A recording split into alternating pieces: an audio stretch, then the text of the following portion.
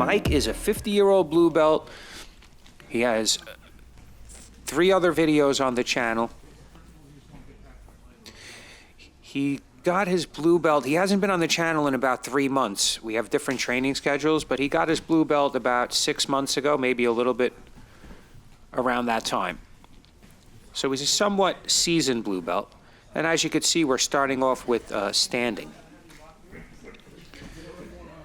You know, I've been accused that I don't do stand-up or I don't know anything about it. You know, honestly, that couldn't be further from the truth. I wouldn't consider myself an amazing wrestler or anything, but I definitely have resistance to being taken down, defense, and my own set of takedowns. But the problem is there's certain takedowns that I don't want to do because I don't want to put that type of pressure on my knees. When you're young, it doesn't matter. You could shoot on somebody all day, but when you get older, it slams your knees around. I also want to avoid throws that throw somebody over my knee. So if you notice, I haven't engaged in that way if I can avoid it. Because again, they could come down on your knee sideways, the wrong way, and now you have a permanent life injury.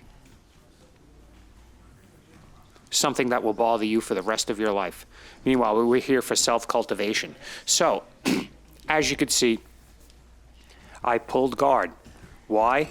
Well, because it was a bit of a stalemate in the takedowns, and I didn't want to start taking big chances. If I couldn't take him down effortlessly with the trips and arm drag styles that I like, then I'm going to pull guard.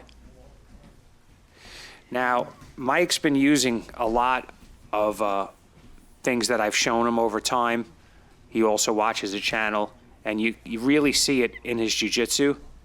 He's still making a lot of fundamental errors, but you know, his time in training hasn't been that long. So here I'm looking for the reverse arm bar. I really couldn't finish it from there, but as soon as I was able to wrap my legs in somewhat of a diamond around his body and put the pressure on the back of his elbow, he was forced to tap. And he's much stronger than me, and he doesn't tap easy. If you watch our other video, it's in the gi, one of our other videos, and I do tap him with this a couple of times. So he's susceptible to it, and hopefully when he watches this video, he's going to learn from it. And the main thing you should learn is, don't grab my head when my knees are in between. It's very easy for me to trap that arm and finish.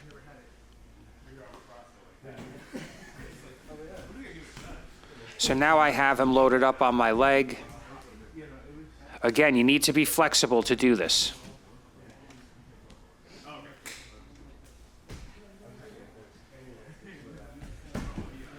So that's why my knee can go all the way to my body, and my right shin can turn on a 90-degree angle. And as you can see, these things are preventing him from passing. Now he's thinking here, he's thinking about controlling my legs. The problem is when you reach for a leg grip, then that gives me my wrist grip, or in some cases, sleeve grip. So there I was able to get a nice sweep by placing my leg on the inside of his thigh and pushing him over when I see that right angle available. So now we're wrist fighting. In this position, really what I want, or what I don't want, is that. I don't want him to push me on my back. I don't want him to grab my feet. Again, he grabbed my head and I was able to finish with the reverse arm bar. That time even faster.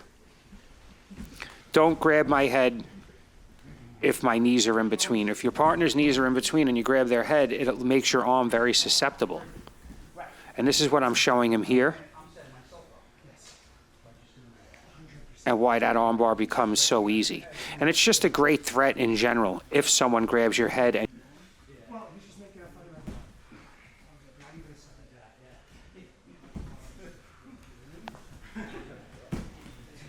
so here I'm trying to load him onto my hooks by pulling him forward with my wrists. He's identified that and he's trying to break the hooks, but the main thing he should be breaking is the wrist control.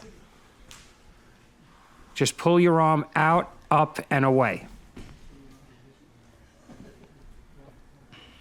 See, he's pulling it back. It makes it easier for me to hold on to it. If he pulls it up and away, I have to let go.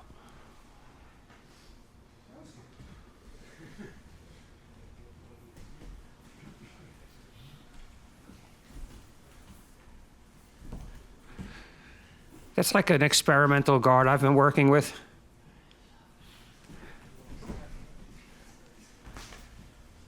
So there I pulled him forward, forced him into the tripod sweep, passed his guard, and went right to mount. And all of that was meant to be done quickly.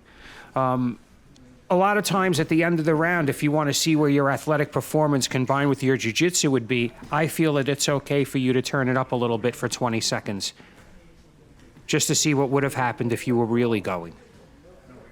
But not in a manner that's dangerous to your opponent, just turning it up a bit.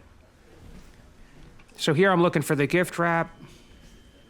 Oh, and that's the bell.